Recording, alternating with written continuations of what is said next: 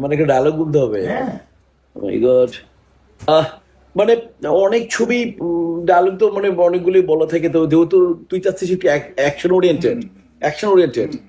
মানে আসলে এখানে এই ডায়লগটা উৎসর্গ করছে মানে আমাদের প্রজন্মের মহানায়ক বলি যে মান্না, এবং আরেকজন হার্ট থ্রব নায়ক সালমান শাহকে আমি উৎসর্গ করতে চাই তারই ছবিতে। সে ছবির নাম হচ্ছে আশা ভালোবাসা। আহ, ও ও মেইন হিরো ছিল সলমান, এবং নায়িকা ছিলেন শাবনাজ এবং শাবরিনা।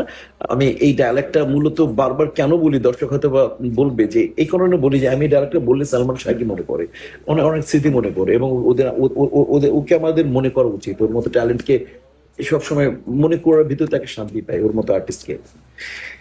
সালমানের মা এসে আমাকে বলতেছে মানে সালমান যাকে ভালোবাসে ওই মেয়েকে আমিও ভালোবাসি, সাবরিনা। গ্রামে থাকি আমি, মোরল থাকি। তখন সালমানের মা আমাকে কিছু টাকা দেয়, টাকার যে ইন্টারেস্ট নেই আমি, সেটা আমি অস্বীকার করে নেই না। তখন উনি একটা কথা বলেন আমার বাসায় যে মোরল সাহেব, আপনি জোর চুরি করছেন, আপনি ষড়যন্ত্র করছেন, আপনি জোর চুরি করছেন। তখন যে রিয়াক্টটা আমার হয় যে আমি এত প্রতাপশালী একটা লোক, আমার মুখের সামনে একটা প্রজা মানে সমতুল্য একটা লোক আমাকে এগুলো বলতেছে। আর আমার যে কাউন্টার ছিল, ওই কাউন্টারটা আমি কিভাবে দিয়েছিলাম সেটাই বলি। আর এবং এই ডায়লগটা উৎসর্গ করি আমি আমার আমার ছোট ভাই, আমার প্রিয় নায়ক, মোরের নায়ক, সবার হার্ট সালমান শাহকে।